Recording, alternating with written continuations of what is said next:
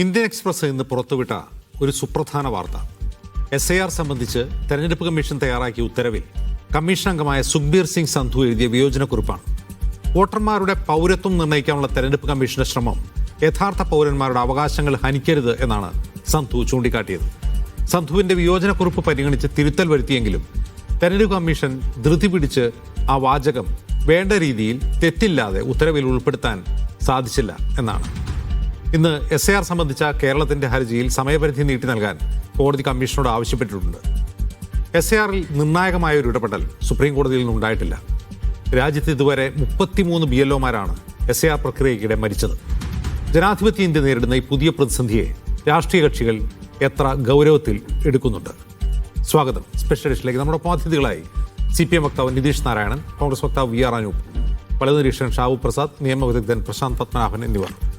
VR അനൂപിലേക്ക്. Anoop, ഇന്ന് പാർലമെന്റിൽ ഉണ്ടായ ഒരു കാര്യം SIR സംബന്ധിച്ച് ചർച്ച വേണമെന്ന് പ്രതിപക്ഷം ആവശ്യപ്പെട്ടെങ്കിലും അല്പം മുമ്പ് കിരൺ റിജിജു, പാർലമെന്ററി കാര്യമന്ത്രി, മാധ്യമങ്ങളോട് പറഞ്ഞത് SIR സംബന്ധിച്ചല്ല, മൊത്തം തെരഞ്ഞെടുപ്പ് ഓവറോളിംഗ്, ഒരു തെരഞ്ഞെടുപ്പ് പരിഷ്കരണം സംബന്ധിച്ച് ചർച്ചയാവാമെന്നാണ്.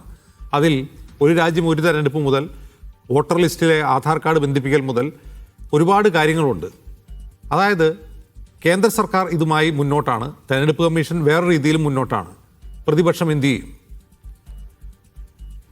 സർക്കാർ ഏതെങ്കിലും തരത്തിൽ ഇത്തരം യോജിപ്പുകൾ ഉൾക്കൊള്ളും എന്നുള്ള പ്രതീക്ഷ നമുക്കില്ലല്ലോ. സ്വാഭാവികമായും സംഘപരിവാർ ഭരണകൂടം അതിന്റെ നയപരിപാടികളുമായി മുന്നോട്ട് പോകും. അതേസമയം തന്നെ പാർലമെന്റ് ഉൾപ്പെടെ സാധ്യമായ എല്ലാ സ്ഥലങ്ങളിലും പ്രതിഷേധം ഉയർത്തുക തന്നെ ചെയ്യും. പാർലമെന്റിലും തെരുവുകളിലും ഒക്കെ ഈ പ്രതിഷേധങ്ങൾ ഉയർന്നു വരും. നിയമപരമായ പരിഹാരങ്ങൾ തേടും. ഇവിടുത്തെ പ്രധാനപ്പെട്ട പ്രശ്നം താങ്കൾ സൂചിപ്പിച്ചതുപോലെ ഇലക്ഷൻ കമ്മീഷൻ ഒരു പൗരത്വ നിർണയത്തിൽ എങ്ങനെ ഒരു ഉപാധിയായി പ്രവർത്തിക്കുന്നു എന്നുള്ളതാണ് പ്രശ്നം. ഇതിന് അമിതാധികാര പ്രവണതയാണ്. ഇലക്ഷൻ കമ്മീഷന്റെ പ്രാഥമികമായ ഇലക്ഷൻ കമ്മീഷന്റെ അർപ്പിക്കപ്പെട്ട ഉത്തരവാദിത്വം എന്താ? വോട്ടർ ലിസ്റ്റ് തയ്യാറാക്കണം എന്നുള്ളതാണ്.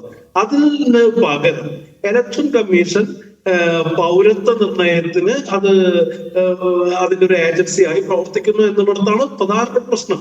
തുടക്കത്തിലെ രാഹുൽ ഗാന്ധി ചൂണ്ടിക്കാണിച്ച പൗരത്വ പരിഷ്കരണ സമയത്ത് ഇന്ത്യയിൽ ഉയർന്നു വന്ന വലിയ പ്രക്ഷോഭങ്ങളെ തുടർന്ന് മാറ്റിവെക്കപ്പെട്ട ഒന്ന് പുതിയ രൂപത്തിൽ തിരിച്ചു വരുന്നു എന്നുള്ളതാണ്. അത് വോട്ട് വെട്ടിപ്പോകുമ്പോൾ ആരുടെയാ? അതിനകത്ത് സംശയമില്ലല്ലോ. ന്യൂനപക്ഷങ്ങൾ ഉൾപ്പെടെ, പിന്നോക്കക്കാർ ഉൾപ്പെടെ, ദളിതുകൾ ഉൾപ്പെടെയുള്ള മാർജിനലൈസ് ചെയ്യപ്പെട്ട വിഭാഗങ്ങളാണ്. അപ്പൊ ഇത് കേവലം ഒരു തെരഞ്ഞെടുപ്പ് പരിഷ്കരണവുമായി ബന്ധപ്പെട്ട വിഷയമല്ല, പൗരത്വത്തിന്റെ പ്രശ്നം എന്നുള്ള നിലയ്ക്കാണ് കോൺഗ്രസ് വളരെ തുടക്കം മുതലേ ഇതിനെ സമീപിച്ചിരിക്കുന്നത്. അത്തരത്തിൽ തന്നെ ഇതിനൊരു ഭരണഘടനാ പ്രശ്നമായി ഉന്നയിക്കുകയും പൗരത്വത്തിൽ നിന്ന് ഒരു വലിയ വിഭാഗം ജനങ്ങളെ വെട്ടിമാറ്റുന്നതിനെതിരായുള്ള ഒരു പ്രക്ഷോഭമായി ഇതിനെ വികസിപ്പിക്കുകയും ചെയ്യുമെന്നുള്ള കാര്യത്തിൽ കോൺഗ്രസിനെ സംബന്ധിച്ച് സംശയമില്ല. ശ്രീ നിതീഷ് നാരായണൻ, ഇന്ന് ഈ കിരൺ റിജിജുവിന്റെ വിശദീകരണത്തിലുള്ള ഒരു സൂചന, അദ്ദേഹം ഈ മൊത്തം തെരഞ്ഞെടുപ്പ് പരിഷ്കരണം എന്ന് പറയുമ്പോൾ ഒരു രാജ്യം ഒരു തെരഞ്ഞെടുപ്പ് അതിൽ ഉൾപ്പെടുന്നുണ്ട്. മറ്റ് പല രീതിയിലും തെരഞ്ഞെടുപ്പ് പരിഷ്കരണം എന്ന് പറയുമ്പോൾ BJP എന്താണോ ആഗ്രഹിക്കുന്ന ആ രീതിയിലുള്ളൊരു പരിഷ്കരണത്തിലേക്കാണ് അത് മുന്നോട്ട് പോകുന്നത്. മറുവശത്ത് ഇന്ന് പാർലമെന്റിൽ SIR സംബന്ധിച്ച് ചർച്ച വേണം എന്നാവശ്യപ്പെടുമ്പോൾ സ്പീക്കർ പറയുന്നത് 1988 മറ്റോ ബൽറാം ചക്കറിൻ്റെ കാലത്തെ റൂളിംഗ് പറഞ്ഞുകൊണ്ടാണ്. അതായത് തെരഞ്ഞെടുപ്പ് കമ്മീഷൻ്റെ പണിയെപ്പറ്റിയുള്ള, ജോലിയെപ്പറ്റിയുള്ള ചർച്ച പാർലമെന്റിൽ പാടില്ല എന്നൊക്കെയാണ്. ഇത് ഒരു പാർലമെന്ററി പ്രോസസ്സിലൂടെ ഈ പ്രശ്നത്തിന് പരിഹാരമുണ്ടാവുമെന്ന് ഇടതുപക്ഷം കരുതുന്നുണ്ടോ?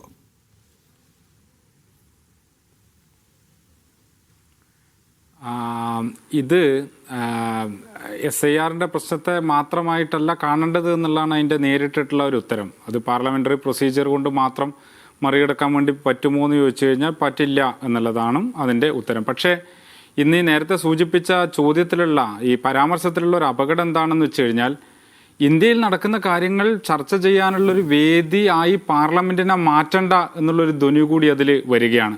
എന്താ തെരഞ്ഞെടുപ്പ് കമ്മീഷൻ? ശരിയാണ്, തെരഞ്ഞെടുപ്പ് കമ്മീഷൻ ഒരു സ്വതന്ത്രമായിട്ടുള്ള ബോഡിയാണ്. പക്ഷെ സ്വതന്ത്രമായിട്ടുള്ള ബോഡി ഇന്ത്യൻ ഭരണഘടനയിൽ അതിന് നൽകിയിട്ടുള്ള അധികാരവും ഉത്തരവാദിത്വവും അനുസരിച്ചിട്ടാണ് അത് പ്രവർത്തിക്കേണ്ടത്. അതൊരു ന്യൂട്രൽ ബോഡിയാണ്. അത് ഏതെങ്കിലും ഒരു കക്ഷിയുടെ ഭാഗത്ത് നിന്നിട്ട് പ്രവർത്തിക്കേണ്ട ഒന്നേയല്ല തെരഞ്ഞെടുപ്പ് കമ്മീഷൻ എന്നുള്ളത്. ഇപ്പം എന്തുകൊണ്ടാണ് ഇന്ത്യ പോലെ രാജ്യത്ത് സ്വതന്ത്രമായിട്ടുള്ള തെരഞ്ഞെടുപ്പ് നടക്കേണ്ടതും നിഷ്പക്ഷവും സ്വതന്ത്രവും എന്നാൽ ഒറ്റക്ക് നിൽക്കാൻ വേണ്ടി ശേഷിയുള്ളതുമായിട്ടുള്ള തിരഞ്ഞെടുപ്പ് കമ്മീഷൻ, ശക്തമായ സ്വതന്ത്ര സ്വഭാവമുള്ള തിരഞ്ഞെടുപ്പ് കമ്മീഷൻ എന്തുകൊണ്ടാണ് ഇന്ത്യയിൽ വേണ്ടത്? ഇന്ത്യ ജനാധിപത്യത്തിലേക്കുള്ള യാത്രയിൽ ആദ്യത്തെ ചുവട് വച്ചിട്ടുള്ളത് തെരഞ്ഞെടുപ്പിലൂടെയാണ്.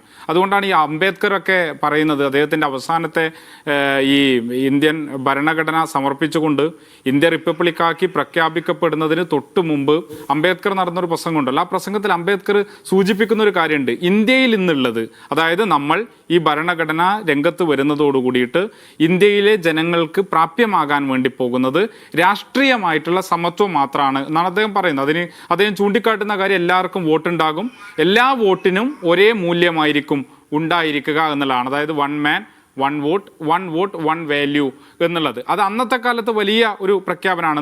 എന്തെന്ന് വെച്ച് കഴിഞ്ഞാൽ അതിനു മുമ്പും ഇന്ത്യയിൽ തെരഞ്ഞെടുപ്പ് നടന്നിട്ടുണ്ട്. തിരുവിതാംകൂറിൽ ഇന്ത്യയിൽ ആദ്യത്തെ തെരഞ്ഞെടുപ്പ് നടക്കുന്നതിന് തിരുവിതാംകൂറിലാണ്. പക്ഷേ ആ തെരഞ്ഞെടുപ്പിൻ്റെ പ്രത്യേകത എന്തായിരുന്നു? അന്ന് തെരഞ്ഞെടുപ്പ് നടക്കുമ്പോൾ കരമടക്കുന്നവർക്ക് മാത്രമേ വോട്ടുണ്ടായിരുന്നുള്ളൂ. പലയിടങ്ങളിൽ ഇതാണ് അവസ്ഥ. അതായത് കരമടക്കുന്നവർക്ക്, സമ്പത്തുള്ളവർക്ക് ഒക്കെയാണ് വോട്ടുണ്ടാവുക. എന്ന് വെച്ചാൽ കുടിയാന്മാർക്ക്, പാട്ടക്കുടിയാന്മാർക്ക് അല്ലെങ്കിൽ കർഷക തൊഴിലാളികൾക്ക്, സമൂഹത്തിൽ അടിച്ചമർത്തപ്പെട്ട വിഭാഗത്തിൽപ്പെടുന്നവർ ഈ പ്രക്രിയയിൽ നിന്നെല്ലാം പുറത്ത് പോകും. ഇതാണ് ജനാധിപത്യത്തിൻ്റെ പൊതുവിലുള്ളൊരു ചരിത്രം. ഇപ്പം അമേരിക്കയുടെയൊക്കെ ചരിത്രം കണ്ടാൽ നമുക്ക് എങ്ങനെയാണ് സ്ത്രീകളെ മാറ്റി നിർത്തിയത്, എങ്ങനെയാണ് കറുത്ത വർഗ്ഗക്കാരെ മാറ്റി നിർത്തിയത് എന്നൊക്കെ കാണാൻ വേണ്ടി പറ്റും. എന്നിട്ട് അംബേദ്കർ പറയുന്ന ഒരു കാര്യം എന്താ? ഇത് പ്രധാനമാണ്, പക്ഷേ ഇതുണ്ട് എന്നുള്ളത് കൊണ്ട് നമുക്ക് സാമ്പത്തികവും സാമൂഹികവുമായിട്ടുള്ള സമത്വം ഉണ്ടാവുകയില്ല. അതുകൂടി നേടിയെടുക്കുമ്പോഴേ ജനാധിപത്യം സാധ്യമാവുകയുള്ളൂ എന്നുള്ളതാണ്. നമ്മളിപ്പോൾ എന്താ ചെയ്യുന്നത്? സാമൂഹികവും സാമ്പത്തികവുമായ ആ സമത്വത്തിലേക്ക് യാത്ര ചെയ്യുന്നതിന് പകരം നിലവിലുണ്ടായിരുന്ന ഈ തെരഞ്ഞെടുപ്പുമായി ബന്ധപ്പെട്ട സാർവത്രിക വോട്ടവകാശവുമായി ബന്ധപ്പെട്ടിട്ടുള്ള ജനാധിപത്യത്തിൻ്റെ ആദ്യ ചുവടുവെപ്പിനെ പോലും ദുർബലപ്പെടുത്തുകയാണ് ഇവിടെ ചെയ്യുന്നത്. എന്താ തെരഞ്ഞെടുപ്പ് കമ്മീഷൻ? സ്വതന്ത്രമായ തെരഞ്ഞെടുപ്പ് കമ്മീഷൻ്റെ ഏറ്റവും പ്രാഥമികമായിട്ടുള്ള ചുമതല എന്താ?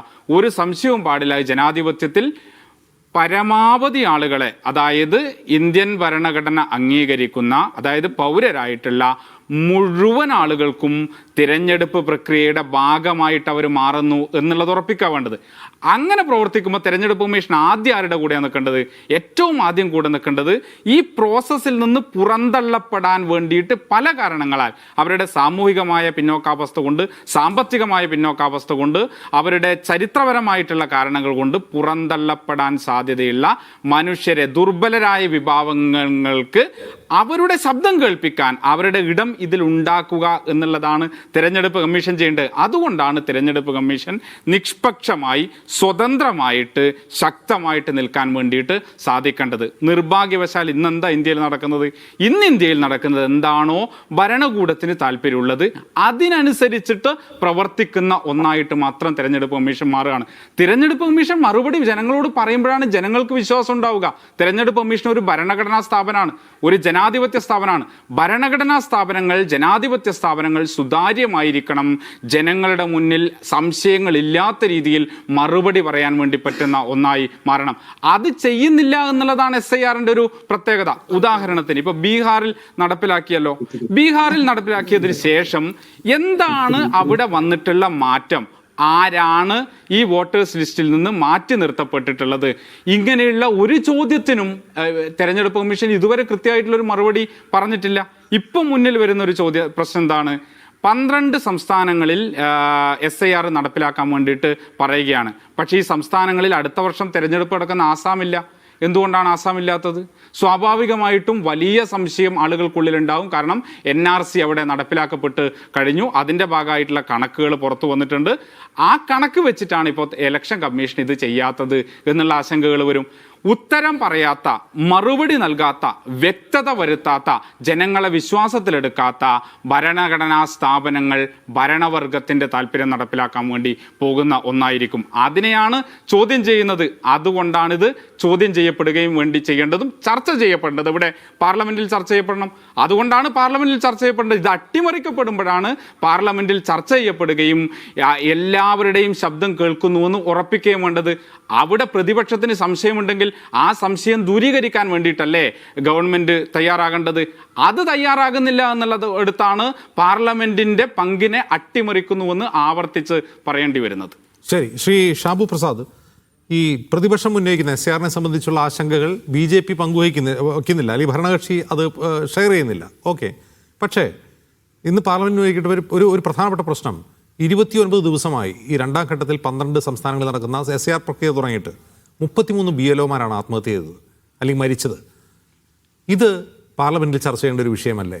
എന്തുകൊണ്ടാണ് 88-ലെ റൂളിംഗ് ഒക്കെ എടുത്ത് തെരഞ്ഞെടുപ്പ് കമ്മീഷന്റെ പ്രക്രിയയെക്കുറിച്ച് ഞങ്ങൾക്ക് ചർച്ച ചെയ്യാൻ പറ്റില്ല എന്നൊക്കെ പറയുന്നത്? എനിക്കിപ്പോഴും മനസ്സിലാവുന്നില്ല ജിംസെ, എന്താണ് ഇവിടുത്തെ പ്രശ്നം? അതായത് നമ്മുടെ നാട്ടിലെ ഏറ്റവും പ്രധാനപ്പെട്ട ജനാധിപത്യ സംവിധാനത്തിന്റെ ഏറ്റവും അടിത്തറയായ വോട്ടേഴ്സ് ലിസ്റ്റ് എന്ന് പറയുന്നത് കൃത്യവും പരമാവധി ശുദ്ധീകരിക്കുകയും വേണം എന്നുള്ളതിൽ ആർക്കും അഭിപ്രായ വ്യത്യാസം ഇല്ലാത്ത ഒരു കാര്യത്തിൽ അതിന് ഒരു നടപടി സ്വീകരിക്കുമ്പോൾ, സുതാര്യമായ ഒരു നടപടി സ്വീകരിക്കുമ്പോൾ അതിനെ ഭയപ്പെടുന്നു, ആ ശുദ്ധീകരണ പ്രക്രിയയെ ഭയപ്പെടുന്നു.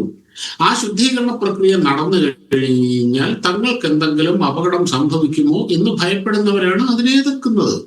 വളരെ ലളിതമായ ഒരു യുക്തിയാണ്. അതായത് ഇപ്പൊ കേരളത്തിൽ നടക്കുന്ന SIR, നിങ്ങൾക്ക് എല്ലാവരും അതിന്റെ ഫോം ഫില്ല് ചെയ്ത് കൊടുത്തിട്ടുണ്ടാവും, ഞാനും ഫില്ല് ചെയ്ത് കൊടുത്തു, എല്ലാവരും ചെയ്തു. എന്തെങ്കിലും അകത്ത് പ്രശ്നമുള്ളത്? ഇവിടെ അജിംസൻ അറിയാവുന്ന എത്ര പേരോട് പൗരത്വ രേഖകൾ കൊണ്ടോ, അച്ഛന്റെ രേഖ കൊണ്ടോ, അമ്മയുടെ രേഖ കൊണ്ടോ, അതിൻ്റെ അകത്ത് ഡിക്ലറേഷൻ അല്ലേ ചോദിച്ചിട്ടുള്ളൂ, കൊണ്ടുവന്ന് പറഞ്ഞിട്ടുണ്ട്. ഇതിപ്പോ കേരളത്തിൽ ഇപ്പൊ ഇത് നടന്നുകൊണ്ടിരിക്കുന്നതുകൊണ്ടാണ് ഈ സംഭവം ഇത്രയേ ഉള്ളൂ എന്നുള്ളത് മലയാളികൾക്ക് മനസ്സിലായി. അല്ലെങ്കിൽ നിങ്ങളെപ്പോലുള്ളവർ പറയുന്നത് ബീഹാറിന്റെ ഭീകരമായിട്ട് നടന്നു, അങ്ങനെ ചെയ്തു, ലക്ഷക്കണക്കിന് ആൾക്കാരെ പുറത്താക്കി, ഇത് മാത്രമേ ജനങ്ങളുടെ മുമ്പിൽ ഉണ്ടാവുള്ളൂ. ഇതിപ്പോ നമ്മുടെ കൺമുമ്പിൽ നടക്കുകയാണ്, നമ്മൾ ഓരോരുത്തരും അതിന്റെ ഭാഗമാവുകയാണ്. ഇത്ര മാത്രമേ ഉള്ളൂ. പുറത്താക്കി എന്നുള്ളത് സത്യമല്ലേ? അത് തീർച്ചയായിട്ടും അല്ല. ഒരു കാര്യമുണ്ട്, ഈ ഇതിന്റെ അകത്ത് മരിച്ചവരും മരിച്ച ആൾക്കാരല്ലേ സുപ്രീം കോടതി പോയി ഞങ്ങൾ മരിച്ചിട്ടില്ല എന്ന് പറഞ്ഞത്? ഷാബു, ഞങ്ങൾ മരിച്ചിട്ടില്ല എന്ന് പറഞ്ഞു. ഒടുവിൽ ഫൈനൽ ലിസ്റ്റ് വന്നതിന് ശേഷം സുപ്രീം കോടതി തന്നെ പറഞ്ഞല്ലോ, ആരും നീക്കം ചെയ്യപ്പെട്ടവരാരും പരാതിയുമായിട്ട് വന്നിട്ടില്ല എന്ന്. സുപ്രീം കോടതിയിൽ തന്നെയല്ലേ ഉള്ളത്. ഉണ്ടെങ്കിൽ അതിന്റെ പരാതി കൊടുക്കൂ. ഇനിയും അതിന് SIR എന്ന് പറയുന്നത് അങ്ങ് അൾട്ടിമേറ്റ് ഒന്നുമല്ലല്ലോ. അതായത് ബീഹാറിൽ നിന്ന് വോട്ടർ ലിസ്റ്റിൽ നിന്ന് പേര് ഒഴിവാക്കപ്പെട്ട ആളുകൾ ഇനി ഡൽഹിയിൽ പോയി സുപ്രീം കോടതിയിൽ കേസ് നടത്തണം, അവർക്ക് വോട്ടവകാശം തെളിയിക്കാം. അവർക്ക് ഇല്ല, വേണ്ട, അത് വേണ്ട. അവർക്ക് സാധാരണ പോലെ വോട്ടേഴ്സ് ലിസ്റ്റിൽ പേര് ചേർക്കാനുള്ള അവസരമുണ്ടല്ലോ. ഓക്കെ, SIR കഴിഞ്ഞു. സാധാരണ പോലെ ആർക്ക് വേണമെങ്കിലും വോട്ടേഴ്സ് ലിസ്റ്റിൽ പേര് ചേർക്കാനുള്ള അവകാശം ഉണ്ടല്ലോ. ഇവിടെ നിങ്ങൾ ആ ബീഹാർ ഇലക്ഷന്റെ റിസൾട്ട് വന്ന ദിവസം അജിംസ് അടക്കം ഞാനും കൂടി ഇരുന്നൊരു ചർച്ചയിൽ ഇവിടെ ആകാശം കോലെ കുത്തിച്ചാടിയുണ്ട്. 3 ലക്ഷം പേരെങ്ങനെ വന്നു, 3 ലക്ഷം പേരെങ്ങനെ വന്നു എന്ന് നിങ്ങൾ നിങ്ങളുടെ 3 പേരിരിക്കുന്ന ചർച്ചയിലും പറഞ്ഞു. ആ ചർച്ചയെ തന്നെ ഞാൻ ഇവിടെ ഇരുന്ന് പറഞ്ഞതാണ്, തന്നെ വളരെ ക്ലിയർ ആയിട്ട് പറഞ്ഞതാണ്. കാര്യം അവർ പിന്നീട് ചേർത്തവരാണ്. അത് ക്ലാരിറ്റി ചെയ്തിട്ട് പോലും നിങ്ങൾ ഇന്നും അതും പറഞ്ഞിട്ട് നടക്കുകയാണ്. അല്ല, അത് ക്ലാരിറ്റി ഫൈനൽ വോട്ടർ പട്ടിക വന്നതിന് ശേഷം, അന്തിമ വോട്ടർ പട്ടിക വന്നതിന് ശേഷം 3 ലക്ഷം പേരെ ചേർത്തു. അതെങ്ങനെ സാധിക്കുന്നു?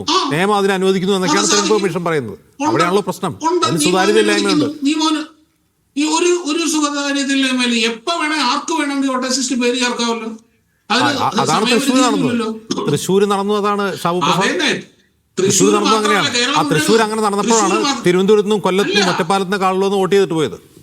തൃശ്ശൂർ മാത്രമല്ല, ഈ കേരളത്തിൽ മുഴുവനുമുള്ള പാർലമെന്റ് മണ്ഡലങ്ങളിലും ഇതുപോലെ പുതിയ ഓരോ ഇലക്ഷൻ വരുമ്പോഴും ആയിരക്കണക്കിന് ആൾക്കാരെ ചേർക്കുന്നുണ്ട് എല്ലായിടത്തും. അത് തൃശ്ശൂർ മാത്രമുണ്ടായ പ്രതിഭാസമൊന്നുമല്ല.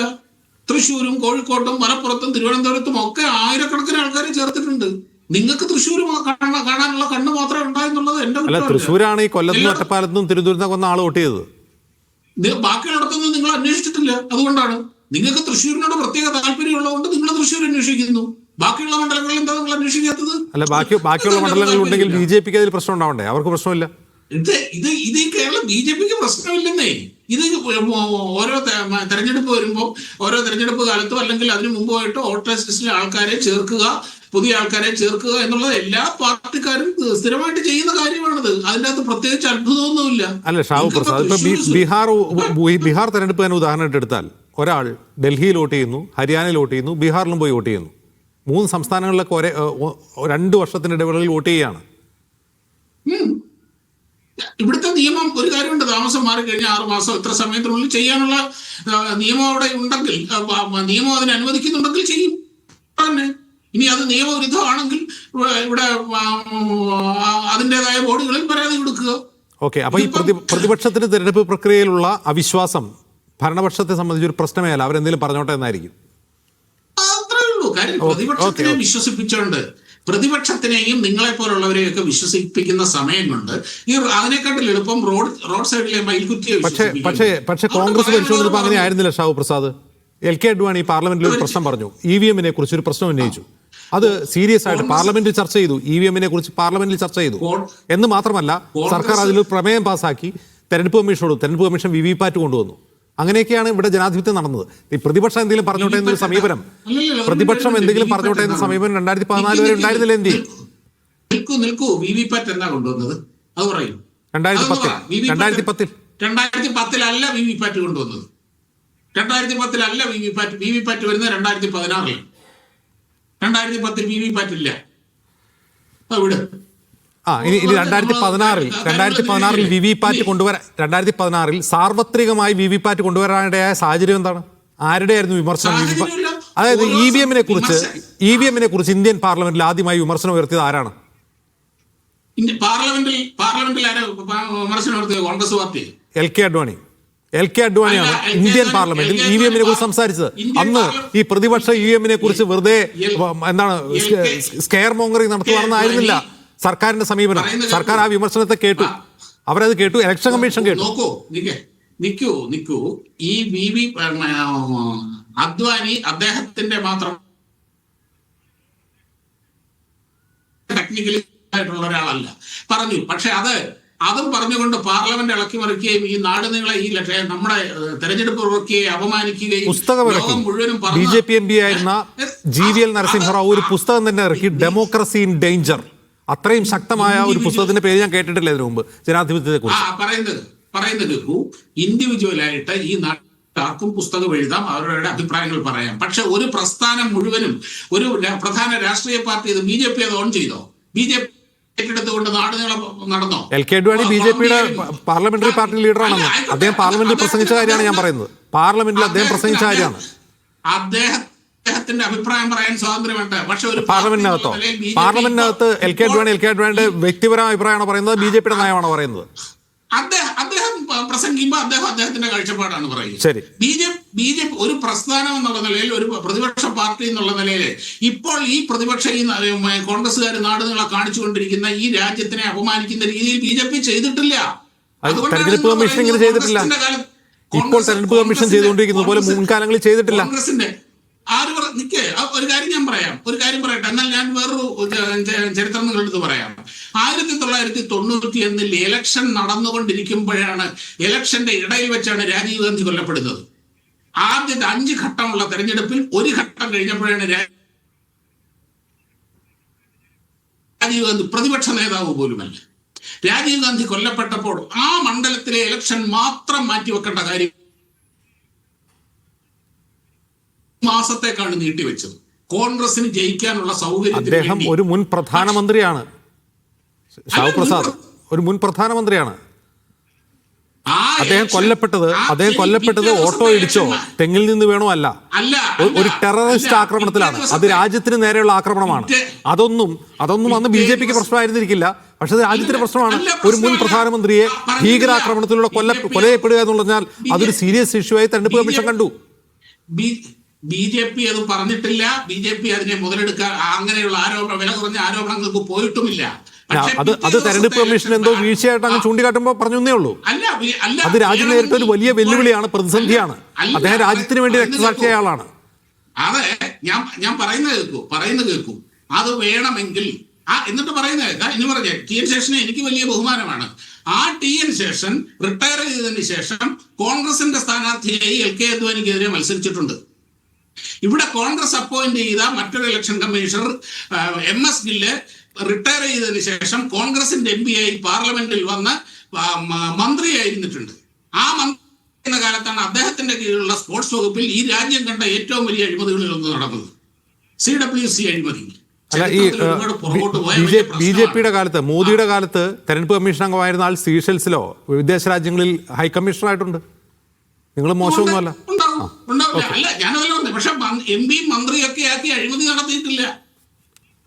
ആ ചരിത്രം കോൺഗ്രസിൻ്റെതാണ്. അപ്പം അജിംസ ചരിത്രം പറഞ്ഞ് പുറകോട്ട് പോയി കഴിഞ്ഞാൽ നമുക്ക് ഒരുപാട് പലതും പറയേണ്ടി വരും. അത് കൂടുതൽ അല്ല, ഷാബു പറയുന്നത് ഇപ്പോൾ പ്രതിപക്ഷം പാർട്ടികൾ പറഞ്ഞുകൊണ്ടിരിക്കുന്ന കാര്യത്തെ അങ്ങനെ ഗൗനിക്കേണ്ട കാര്യമില്ല, അവർ ഫിയർ മോങ്കറിംഗ് നടത്തുകയാണെന്നാണ് എനിക്ക് മനസ്സിലായി. ഞാൻ വരാങ്ങയിലേക്ക് ശ്രീ പ്രശാന്ത് പത്മനാഭൻ, ഇന്ന് കോടതിയിൽ നടന്നത് കേരളത്തിൻ്റെ സംസ്ഥാന സർക്കാരിൻ്റെ വാദം, മുസ്ലിം ലീഗിൻ്റെ വാദം, കോൺഗ്രസിൻ്റെ വാദം, CPM-ൻ്റെ വാദം കേൾക്കുകയാണ്. അപ്പോൾ SIR സംബന്ധിച്ച് നേരത്തെ ബീഹാറിൻ്റെ വാദം ഓൺഗോയിങ് ആണ്, അത് ഹിയറിംഗ് ഓൺഗോയിങ് ആണ്, അതിനിടയിലാണ് ഇതുകൂടി വരുന്നത്. അപ്പോൾ സുപ്രീം കോടതിയുടെ സമീപനം എന്താണ് ഇത്തരം ഹർജികളോട്? സുപ്രീം കോടതി പണ്ട് മുതലേ ഉള്ള ഒരു തത്വം, ഇങ്ങനെയുള്ള കേസുകളിൽ ഇലക്ഷൻ കമ്മീഷനും ഒരു ഭരണഘടനാ സ്ഥാപനമാണ്, കോടതികൾ പോലെ തന്നെ. അപ്പോൾ ഇലക്ഷൻ കമ്മീഷൻ ചെയ്യുന്ന ഒരു കാര്യത്തിൽ അതിൻ്റെ നിയമപരമായിട്ടുള്ള അധികാരം ഉണ്ട് എന്നിരിക്കെ, നമ്മളത് ഇത്രയും നാൾ കണ്ടതിൽ നിന്നും സുപ്രീം കോടതിയിൽ ഇപ്പോൾ നടന്നുകൊണ്ടിരിക്കുന്ന SIR സംബന്ധിച്ച കേസും അതിൻ്റെ വിവിധ ഒബ്സർവേഷൻസും, അതിനകത്ത് പല കാര്യങ്ങളിലും സുപ്രീം കോടതി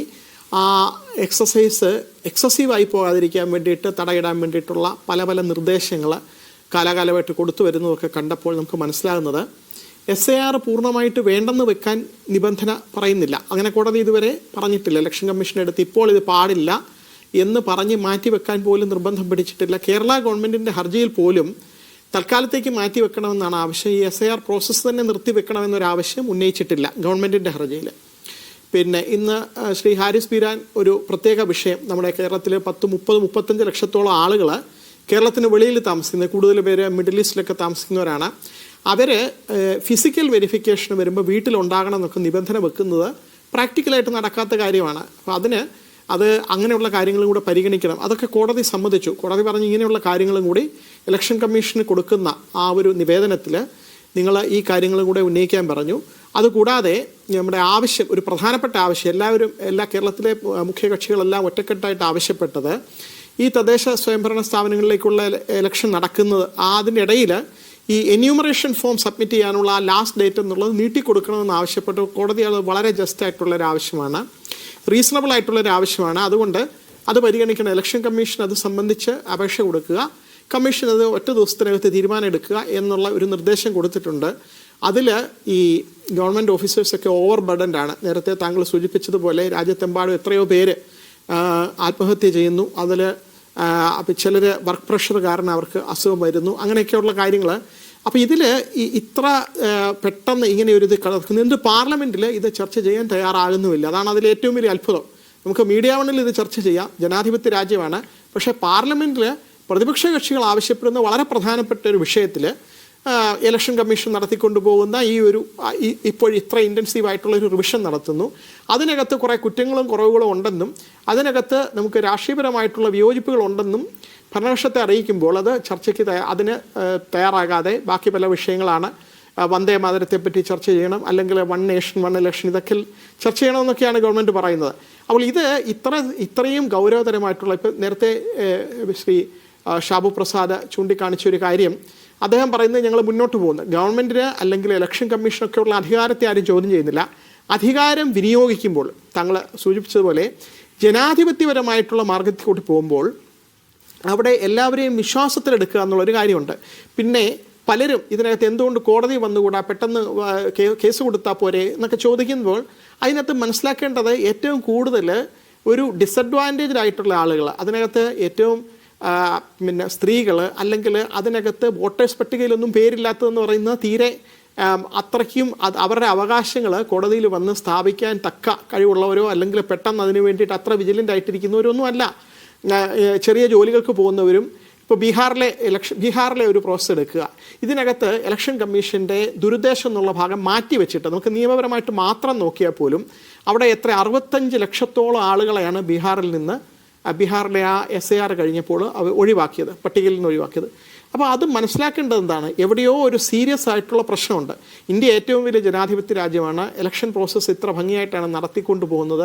റൂൾസ് റെഗുലേഷൻസ് എല്ലാം ഉണ്ട്. ഇലക്ഷൻ കമ്മീഷൻ്റെ പ്രവർത്തനം ഇത്രയും നാളായിട്ട് നടന്നുകൊണ്ടിരിക്കുന്നു. ബാക്കി വിദേശ രാജ്യങ്ങളൊക്കെ, ഡെമോക്രസികളൊക്കെ ഇന്ത്യയുടെ അംഗീകരിച്ചിട്ടുണ്ട്. നേരത്തെയുള്ള പല ഇലക്ഷൻ കമ്മീഷന്മാരൊക്കെ വിദേശ രാജ്യങ്ങളിലൊക്കെ SY ഖുറേഷി പോലുള്ള ആൾക്കാരൊക്കെ വെളിയിലൊക്കെ സന്ദർശനമൊക്കെ നടത്തി അവിടുത്തെ ഇലക്ഷൻ പ്രോസസ്സൊക്കെ സൂപ്പർവൈസ് ചെയ്യാനൊക്കെ പോയിട്ടുണ്ട്. അപ്പോൾ ഇന്ത്യയിലെ ഇലക്ഷൻ പ്രോസസ്സ് അത്രയും ലോകം അംഗീകരിച്ചൊരു കാര്യമായിരുന്നു. ഇപ്പോൾ ഈ നടന്നുകൊണ്ടിരിക്കുന്ന കാര്യം അത് നമ്മുടെ ജനാധിപത്യ സ്വഭാവത്തെ ഒന്നുകൂടി വിശ്വാസത ഊട്ടിയുറപ്പിക്കുന്നതാണോ അവിടെ എവിടെ ഇതിനകത്തൊരു പ്രധാനപ്പെട്ട കാര്യം എന്താണ്? 65 ലക്ഷത്തോളം വോട്ടുകൾ അവിടെ ആളുകളുടെ പേര് മാറിയെന്ന് പറയുമ്പോൾ അവിടെ എന്തോ വലിയൊരു ഫ്ലോ ഉണ്ടായിരുന്നു. അതിപ്പം അറിഞ്ഞുകൊണ്ടാണോ അല്ലയോ എന്നുള്ളതല്ല, അത് രണ്ടാമത്തെ ചോദ്യം. അത് തെളിവുകളുമായിട്ട് പോകണം, കോടതിയിൽ പോയി തെളിയിക്കണം. ഇതിനകത്ത് വന്നിരിക്കുന്ന ഇലക്ഷൻ കമ്മീഷന് പരാതികൾ വരുന്നുണ്ട്, അത് പരിശോധിക്കപ്പെടണം. പ്രതിപക്ഷ നേതാവ് അത് ഡെമോൺസ്ട്രേറ്റ് ചെയ്ത് കാണിച്ച പല കാര്യങ്ങളുണ്ട്. ഇങ്ങനെയൊക്കെയുള്ള കാര്യങ്ങൾ സ്വമേധയാ പോലും ഇലക്ഷൻ കമ്മീഷൻ നോക്കാവുന്നതാണ്. അതവിടെ നിൽക്കുമ്പോൾ തന്നെ ഇതൊന്നുമില്ല, ഇലക്ഷൻ കമ്മീഷൻ ഇതിനകത്തൊന്നും ഒരു പങ്കുമില്ല എന്ന് പറയുകയാണ്. ഇതിനകത്ത് ഇലക്ഷൻ കമ്മീഷൻ ഇടപെട്ടിട്ടില്ല, തെറ്റായിട്ടുള്ള ഡേറ്റ ആണെങ്കിൽ പോലും അവിടെ എവിടെയോ ഒരു വലിയ പ്രശ്നമുണ്ട്. അപ്പോൾ അതിനകത്ത് വന്നിരിക്കുന്നത് എന്താണ്? ഇനാക്യുറേറ്റ് ആയിട്ടുള്ള ഡേറ്റ ഉണ്ട്, അല്ലെങ്കിൽ അപ്ഡേറ്റ് ആയിട്ടില്ല, അങ്ങനെയുള്ള പല പ്രശ്നങ്ങളുണ്ട്. അതിൽ പെട്ടെന്ന് ഈ ഒരു റിവിഷൻ നടത്തുമ്പോൾ അത് ഒരു ഇലക്ഷന് തൊട്ട് മുമ്പായിട്ട്, ഇലക്ഷന് മുമ്പായിട്ടാണ് നടത്തേണ്ടതെന്നൊക്കെ പറയുന്നു. അത് റെപ്രസെൻറ്റേഷൻ ഓഫ് പീപ്പിൾ ആക്ടിനകത്ത് പറയുന്നത് ഒരു സാധാരണ രീതിയിലുള്ള റിവിഷനാണ്. ഇതൊരു ഓൺഗോയിങ് പ്രോസസ്സ് ആയിരിക്കണം. ബാക്കി വിദേശ രാജ്യങ്ങളിൽ എങ്ങനെയാണ് നടക്കുന്നത്? അമേരിക്ക പോലുള്ള സ്ഥലങ്ങളിലൊക്കെ നടത്തുന്നുണ്ട്. പക്ഷേ അതിങ്ങനെ ഇത്ര പെട്ടെന്ന് ഇതിപ്പോൾ നമുക്ക് എന്താണ് ഓർമ്മ വരുന്നത്? നോട്ട് ബന്ദി എന്ന് പറഞ്ഞ് ആളുകളെല്ലാം ക്യൂ ആയിട്ട് നിൽക്കുന്നു, ചിലർ തീരെ വയ്യാതായി പോകുന്നു, പലരും ആ സമയത്തും മരിച്ചിരുന്നു. അപ്പോൾ അതുകൊണ്ട് എന്ത് പ്രയോജനം ഉണ്ടായി എന്നുള്ളത് ഇതുവരെ ഗവൺമെന്റിന് സ്ഥാപിക്കാൻ കഴിഞ്ഞില്ല.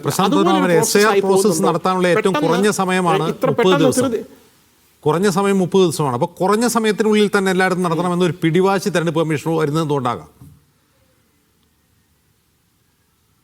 അത് അവിടെയാണ് അത് തന്നെ കോടതിയിൽ പോയപ്പോൾ ഇപ്പോൾ തന്നെ സാധാരണഗതിയിൽ സുപ്രീം കോടതി ഇങ്ങനെയുള്ള ഒരു പ്രോസസ്സിൽ ഇലക്ഷൻ കമ്മീഷൻ ചെയ്യുന്ന ഒരു പ്രോസസ്സിനകത്തൊന്നും സാധാരണഗതിയിൽ കോടതി ഇതുവരെ ഇടപെടാറില്ല. അതാണ് ഇതുവരെയുള്ള നിയമത്തിലെ ചരിത്രം.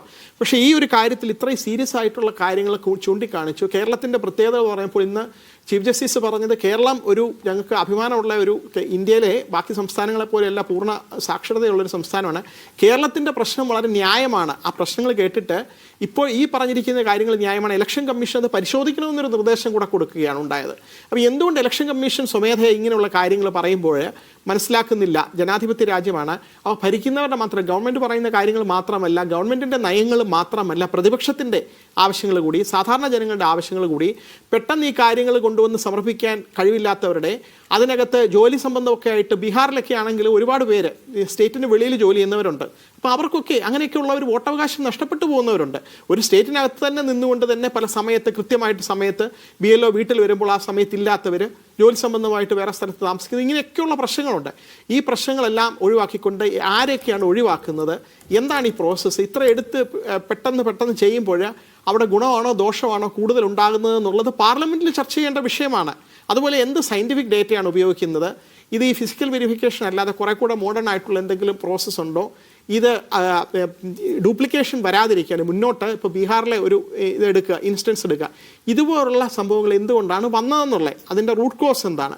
അപ്പോൾ ഇത് അഡ്രസ്സ് ചെയ്യണമെന്നുണ്ടെങ്കിൽ ഈ കാര്യങ്ങളൊക്കെ ചർച്ച ചെയ്യാൻ മേലെ എന്തുകൊണ്ടാണ് ഗവൺമെൻറ് അതിന് മടിക്കുന്നതെന്നൊരു ചോദ്യം കൂടി അവിടെ ഉണ്ട് എന്നാണ് എനിക്ക് തോന്നുന്നത്. നിയമപരമായിട്ടുള്ളതിനേക്കാളും രാഷ്ട്രീയമായിട്ടും ജനാധിപത്യ പ്രക്രിയ എങ്ങനെ മുന്നോട്ട് കൊണ്ടുപോകണം? ജനാധിപത്യത്തിൽ അദ്ദേഹം പറയുന്നത് പോലെ അല്ല, എല്ലാവരുടെയും വിശ്വാസ്യത വേണം. അതുകൊണ്ടാണല്ലോ ഈ ഗവൺമെൻറ് എത്രയൊക്കെ പറഞ്ഞാലും ഓരോ ഘട്ടത്തിലും ജനങ്ങളുടെ വിശ്വാസം നേടിയെടുത്ത് തന്നെയാണ് മുന്നോട്ട് പോകാൻ ശ്രമിക്കേണ്ടത്. അങ്ങനെയാണ്. അപ്പോൾ അതിൽ ചിലർക്ക് അത് മനസ്സിലാകുന്നില്ല, അല്ലെങ്കിൽ അവരുടെ അവകാശങ്ങൾ ഊട്ടിയുറപ്പിക്കാനുള്ള അതിനുള്ള പ്രാപ്തിയുള്ള സ്ഥിതിയിലല്ലെങ്കിൽ കൂടി നേരത്തെ പറഞ്ഞതുപോലെ ഡോക്ടർ അംബേദ്കർ പറഞ്ഞതുപോലെ ഒരു വോട്ട് കിട്ടിയത് കൊണ്ട് മാത്രം എല്ലാവരും തുല്യരാകുന്നില്ല. അതിനകത്ത് സോഷ്യൽ ഇനിക്വാളിറ്റി എന്ന് പറയുന്നൊരു കാര്യമുണ്ട്. സോഷ്യൽ ഇനിക്വാളിറ്റി ഉണ്ട്, പിന്നെ സാമ്പത്തികമായിട്ട് വളരെ വലിയ അന്തരമുണ്ട്. അതുകൊണ്ട് അങ്ങനെ ഒരു സമൂഹത്തിൽ ഇങ്ങനെയൊരു പ്രോസസ്സ് കൊണ്ടുവരുമ്പോൾ അത് കുറച്ചുകൂടി നോക്കിയും കണ്ടും സാവകാശവും അത് ചർച്ചയോടുകൂടിയും എല്ലാവരുടെയും പ്രശ്നങ്ങൾ പരിഗണിച്ചുകൊണ്ടും അതിൽ പ്രതിപക്ഷം ഉന്നയിക്കുന്ന പ്രധാനപ്പെട്ട പ്രശ്നങ്ങളെല്ലാം കണക്കാക്കിക്കൊണ്ടും വേണം. നേരത്തെയുള്ള ഗവൺമെൻറ്റുകളൊക്കെ അങ്ങനെയാണ് ചെയ്തിരിക്കുന്നത്. ഈ ഒരു ഗവൺമെൻറ് എനിക്കറിയില്ല, ചില കാര്യങ്ങളിൽ ആ ജനാധിപത്യ സ്വഭാവം കുറച്ചിട്ട് പെട്ടെന്ന് ബില്ലുകളൊക്കെ കൊണ്ടുവന്നാണെങ്കിലും രാത്രിയിൽ പാസ്സാക്കി എടുക്കുക, ആളുകൾ പ്രതിപക്ഷം വോക്കൗട്ട് ചെയ്യുന്നിടത്തും പാസ്സാക്കി, ഇങ്ങനെയൊക്കെയുള്ള പല സംഭവങ്ങൾ നമ്മൾ കണ്ടു. അതുപോലെ തന്നെ ഇലക്ഷൻ പ്രോസസ്സിൽ കൂടെ ഇങ്ങനെയൊരു സംഭവം നടന്നു കഴിഞ്ഞാൽ നമ്മുടെ ആ ഇലക്ട്രൽ പൊളിറ്റിക്സിൽ ഇതുവരെ ഉണ്ടായിരുന്ന, ഇന്ത്യക്ക് നേരത്തെ ഉണ്ടായിരുന്ന ആ ഒരു സ്ഥാനം, ലോകരാജ്യങ്ങളുടെ ഇടയിൽ ഏറ്റവും നല്ലൊരു ഡെമോക്രസി എന്നുള്ള ഒരു ഏറ്റവും വലിയ ഡെമോക്രസി എന്നൊക്കെയുള്ള ആ ഒരു സ്ഥാനത്തേക്ക് താഴോട്ട് വരുന്ന രീതിയിലുള്ള ഒരു പ്രതിഭാസമാണ് ഇപ്പോൾ കണ്ടുവരുന്നത്. ശരി, നന്ദി. ഞാൻ മടങ്ങി വരാം. അതിഥികളെ തിരികെ ശ്രീ VR അനൂപ്, ഈ പ്രതിപക്ഷത്തെ സംബന്ധിച്ചിപ്പോൾ ബീഹാറിൽ ഇത്രയധികം ഒച്ച വെച്ചിട്ട്, ബീഹാർ തെരഞ്ഞെടുപ്പിന് തൊട്ടു മുമ്പ് തന്നെ വാർത്താ സമ്മേളനം നടത്തി ഹരിയാനയിലെ അട്ടിമറി വിശദീകരിച്ചിട്ട് ഒന്നും ഉണ്ടായില്ല. SARൽ ലക്ഷക്കണക്കിന് ആളുകളെ ബീഹാറിൽ നിന്ന് പുറത്താക്കി എന്ന് നാട് മുഴുവൻ നടന്ന് ക്യാമ്പയിൻ ചെയ്തിട്ട് തെരഞ്ഞെടുപ്പ് തോൽവി മാത്രമാണ് ഫലം, പരിഹാസം മാത്രമാണ് അതിനുശേഷമുണ്ടായ ഫലം. ഇനി പ്രതിപക്ഷത്തിന് മുമ്പിൽ ഇനി എന്ത് ചെയ്യാനാണ്? ജനങ്ങളോട് ഇത് പറഞ്ഞിട്ട് കാര്യമില്ല, ജനങ്ങൾക്ക് വോട്ടില്ല. നിങ്ങൾ പറയുന്നത് കേട്ട് വോട്ട് ചെയ്യാനാണെങ്കിൽ അവർക്ക് വോട്ടില്ല. 16 ലക്ഷം പേര് പുറത്താണ്. നിങ്ങളെ വോട്ട് ചെയ്ത് വിജയിപ്പിക്കാൻ ആവശ്യമായ ഒന്നും നിലനിൽക്കുന്നില്ല. ഇനി മുമ്പിൽ കാണുന്നത് മുഴുവൻ പ്രതിപക്ഷത്തെ സംബന്ധിച്ച് തെരഞ്ഞെടുപ്പ് തോൽവികളാണ്. അടുത്ത് ബംഗാൾ പിടിക്കുമെന്ന് പറയുന്നു, അവിടെ മമത മാത്രം കിടന്ന് ഒച്ചെടുക്കുന്നുണ്ട്, അവരെന്തൊക്കെയോ വിളിച്ച് പറയുന്നുണ്ട്, അവിടെ അവരോടൊപ്പം ആരുമില്ല. ഫ്രാഗ്മെൻറ്റഡ് ആയിട്ടുള്ള പ്രതിപക്ഷം, നിങ്ങൾ ഒറ്റപ്പെട്ട അവസ്ഥയിലാണ്, നിങ്ങളെ കേൾക്കാൻ പോലും ആരുമില്ല. ഇവിടെ യഥാർത്ഥത്തിൽ ഈ പ്രശ്നത്തിൻ്റെ മർമ്മം എന്താണ്? ഈ തെരഞ്ഞെടുപ്പ് കമ്മീഷനെ തിരഞ്ഞെടുക്കുന്ന ആ നിയമ ഭേദഗതി, പുതിയ നിയമം, അത് ഒരു വെല്ലുവിളിയാണ്. മറ്റൊന്ന്, തെരഞ്ഞെടുപ്പ് കമ്മീഷനെ ജുഡീഷ്യൽ പ്രോസസ്സിന് വിധേയമാക്കാൻ പറ്റാത്ത ഇമ്മ്യൂണിറ്റി നൽകുന്ന നിയമ ഭേദഗതി, അതൊരു പ്രശ്നമാണ്. അതായത് ഈ നിയമനിർമ്മാണങ്ങൾ തന്നെയാണ് പ്രശ്നം, പുതിയ നിയമനിർമ്മാണങ്ങൾ തന്നെയാണ് പ്രശ്നം. എന്ത് ചെയ്യാനാണ് നിങ്ങൾ? അജിംസെ, അത് പറഞ്ഞ ഒരു കാര്യം ശരിയാണ്, അത് ആളുകൾക്കുള്ള പ്രതിസന്ധിയാണ്. ഇതിനെ പക്ഷേ കേവലം തെരഞ്ഞെടുപ്പ് പരാജയത്തിന്റെ പേരിലോ ജയത്തിന്റെ പേരിലോ വിലയിരുത്താനാവില്ല. കോൺഗ്രസ് അതിനെ കാണുന്നതേ അങ്ങനെയല്ല. ഇപ്പൊ ബീഹാർ പോലൊരു സംസ്ഥാനത്ത് അവിടുത്തെ പ്രധാനപ്പെട്ട പ്രശ്നമായി തെരഞ്ഞെടുപ്പിന്റെ ഈ പരമാധികാരം, ഇലക്ഷൻ കമ്മീഷന്റെ പരമാധികാരവും സ്വതന്ത്രവും നീതിപൂർവവുമായ തെരഞ്ഞെടുപ്പ് എന്ന് ഉന്നയിക്കുന്നത് തന്നെ അത് കേവലം ബീഹാർ ജയിക്കുക എന്നുള്ള അജണ്ട മുൻനിർത്തിയല്ലോ. ഇതൊരു വലിയ പ്രശ്നവൽക്കരിക്കുകയാണ്. ഇവിടെ സത്യത്തിൽ രാഹുൽ ഗാന്ധി വളരെ കൃത്യമായി രാഷ്ട്രീയ വ്യക്തതയോടുകൂടി ഒരു കാര്യം അവതരിപ്പിക്കുകയാണ്. ഇതൊരു പുതിയ രൂപത്തിലുള്ള വംശഹത്യ തന്നെയാണ്. വംശഹത്യയെ കുറിച്ചുള്ള പരമ്പരാഗത സങ്കല്പം എന്ന് പറയുന്നത് തെരുവിൽ ആളുകളെ വെട്ടി നിരത്തി ചോരയെടുക്കുന്നതാണെങ്കിൽ ഇവിടെ ചുവപ്പ് മഷി കൊണ്ട് ആളുകളെ വെട്ടി നിരത്തുകയാണ്. അവർ പൗരന്മാരല്ലാതാവുകയാണ്. വലിയൊരു വിഭാഗം ജനങ്ങളെ ഭീതിയിലേക്ക് തള്ളിവിടുകയാണ്. ഇപ്പോ കഴിഞ്ഞ പൗരത്വ സമരകാലത്ത് നമ്മൾ കേട്ടത് ആസാമിൽ മുൻ രാഷ്ട്രപതിയുടെ കുടുംബത്തിലെ അംഗങ്ങൾക്ക് പൗരത്വം നിഷേധിക്കപ്പെട്ടു എന്നാണെങ്കിൽ ആലപ്പുഴയിൽ കോൺഗ്രസിന്റെ MLA ആയിരുന്ന ഷുക്കൂറിന് അദ്ദേഹത്തിന്റെ കുടുംബാംഗങ്ങൾക്ക് വോട്ടിലാണ്. ഇതൊക്കെ കേരളത്തിന് പുറത്ത് സംഭവിക്കുന്ന കാര്യങ്ങളായി ഇന്നലകളിൽ നമ്മളുടെ ഒരു അമിത ശുഭാപ്തി വിശ്വാസം ഉണ്ടായിരുന്നെങ്കിൽ അതിനെ പോലും വെല്ലുവിളിക്കുന്ന തരത്തിൽ കാര്യങ്ങൾ സംഭവിക്കുകയാണ്. ഇപ്പൊ ആലപ്പുഴയിൽ ഷുക്കൂർ ആണെങ്കിലും ഈ പറയുന്ന ആസാമിലെ മുൻ രാഷ്ട്രപതി ആണെങ്കിലും അതിനൊരു പൊതു ഘടകമുണ്ട്. അതെന്തുകൊണ്ട് സംഭവിക്കുന്നതെന്ന് നമുക്കറിയാം. അപ്പൊ ഇത്തരം വളരെ കൃത്യമായി പറഞ്ഞാൽ ഒരു വലിയ വിഭാഗം ജനങ്ങളെ ഭീതിയിലേക്ക് തള്ളിവിടുന്ന പ്രശ്നത്തെ ഈ കേവലം കോൺഗ്രസ് എന്ത് ചെയ്തു എന്നൊക്കെ വിമർശനങ്ങൾ ഉന്നയിക്കും. പക്ഷെ കോൺഗ്രസ് മാത്രമായി ഇത്തരം ഒരു സമഗ്രാധിപത്യ ഘടനയുള്ള ഒരു പ്രത്യയശാസ്ത്രം നേതൃത്വത്തിലുള്ള ഭരണകൂടത്തെ കോൺഗ്രസിന്റെ പരിമിതി എന്നതിനേക്കാൾ ജനാധിപത്യം വലിയ പ്രതിസന്ധിയിലാണെന്നുള്ള യാഥാർത്ഥ്യം. കോൺഗ്രസ് ആദ്യമായിട്ടൊക്കെ ചെയ്യുന്നുണ്ട്. ഇതുപോലെ രാഹുൽ ഗാന്ധി ചെയ്തതുപോലെ ഇത്ര ക്ലാരിറ്റിയോടുകൂടി വളരെ കൃത്യമായി പ്രശ്നം ഉന്നയിക്കുക എന്ന് പറയുന്നത് ചെറിയ കാര്യമല്ലല്ലോ. അതിന് വലിയ തോതിലുള്ള പിന്തുണ കോൺഗ്രസിൽ നിന്ന് മാത്രമല്ല, മറ്റു രാഷ്ട്രീയ പ്രസ്ഥാനങ്ങളിൽ മാത്രമല്ല, സിവിൽ സൊസൈറ്റിയുടെ ഒക്കെ നേടിക്കൊണ്ട് ഈ പ്രശ്നത്തെ ഇന്ത്യയിൽ മാത്രമല്ല ഒരു ലോക സമക്ഷം അവതരിപ്പിക്കാൻ കോൺഗ്രസ് കഴിഞ്ഞിട്ടുണ്ട്. ഇത് ഒറ്റയ്ക്ക് കോൺഗ്രസ് നേരിടേണ്ട ഒരു പ്രശ്നമല്ല എന്നുള്ളതാണ് യാഥാർത്ഥ്യം. ഒരു വശത്ത് ഈ രാജ്യത്തെ ഭരണഘടന അട്ടിമറിക്കുന്നവരും മറുവശത്ത് ഭരണഘടന സംരക്ഷിക്കപ്പെടണം, ഭരണഘടനാ മൂല്യങ്ങൾ സംരക്ഷിക്കപ്പെടണം എന്ന് കരുതുന്നവരും തമ്മിലുള്ള ഒരു നിരന്തര പോരാട്ടമാണ്. അതിന്റെ ഒരു ഭാഗത്ത് തീർച്ചയായും കോൺഗ്രസ് ഉണ്ട്. അതിനെ കോൺഗ്രസിന്റെ മാത്രം പ്രതിസന്ധിയായി കാണുന്ന അർത്ഥമില്ല. പ്രതിസന്ധി ഉണ്ടെങ്കിൽ അത് രാജ്യത്തിന്റെ പ്രതിസന്ധിയാണ്, നമ്മുടെ ജനാധിപത്യത്തിന്റെ പ്രതിസന്ധിയാണ്, നമ്മുടെ ഭരണഘടനാ മൂല്യങ്ങൾക്ക് നേരിടുന്ന പ്രതിസന്ധിയാണ്. ആ തരത്തിൽ തന്നെ വേണം ഇതിനെ കാണാൻ. ശരി, നിതീഷ് നാരായണൻ, ഇന്ന് നോക്കുക. അപ്പോൾ പ്രതിപക്ഷം ഇത്ര ശബ്ദമുയർന്നു, പാർലമെന്റിനകത്തും പുറത്തും ശബ്ദമുയർന്നു, ഒറ്റക്കെട്ടായ ശബ്ദമുയർന്നു. പക്ഷേ ഇവിടെ ഷാബു പ്രസാദ് പ്രകടിപ്പിക്കുന്ന ഒരു ആറ്റിറ്റ്യൂഡാണ് ഭരണകൂടത്തിന് ഈ കാര്യത്തിലുള്ളത്. നിങ്ങൾ അവിടെ കിടന്ന് ഒച്ച വെച്ചോളൂ, ഞങ്ങൾ ഞങ്ങളുടെ പണിയായി മുന്നോട്ട് പോകും. എത്രത്തോളം ഇപ്പോൾ തെരഞ്ഞെടുപ്പ് അട്ടിമറിയെക്കുറിച്ച് ഒരു വശത്ത് പറയുമ്പോൾ മറുവശത്ത് സർവൈലൻസ് സ്റ്റേറ്റായി ഇന്ത്യ മാറ്റുന്ന രീതിയിലുള്ള ശ്രമങ്ങൾ വരുന്നു. സഞ്ചാർ സാഥി എന്നൊരു ആപ്പ് എല്ലാ മൊബൈൽ ഫോണുകളിലും നിർബന്ധമായും ഇൻസ്റ്റാൾ ചെയ്യണം എന്നാണ് പുതിയ തിട്ടൂരം. അതെന്തിനു വേണ്ടിയാണെന്ന് നമുക്കറിയാം. എന്തിനാണ് ഒരു സർക്കാർ ഒരു ആപ്പ് നിർബന്ധമായും ഒരു മൊബൈൽ ഫോണിൽ ഉപയോഗിക്കണമെന്ന് പറയുന്നത് എന്തിനാണെന്ന് നമുക്ക് മനസ്സിലാവും. അപ്പോൾ ഒരു അർദ്ധജനാധിപത്യ രാജ്യത്തിലേക്കുള്ള പാതയിലാണ് ഈ രാജ്യം എന്ന് തോന്നിപ്പിക്കുന്ന നടപടികൾ ഉണ്ടാകുന്നു. പക്ഷേ ജനങ്ങൾ ഏതെങ്കിലും തരത്തിൽ ഈ ഒരു പ്രതിസന്ധിയിൽ ജാഗരൂകരാണോ? അവരെ സംഘടിപ്പിക്കാൻ, അവരെ ഈ പ്രശ്നം ബോധവൽക്കരിക്കാൻ, അവരെ സമരരംഗത്തേക്ക് ഇറക്കാൻ രാഷ്ട്രീയ പാർട്ടികൾക്ക് എത്രമാത്രം കഴിയുന്നുണ്ട്?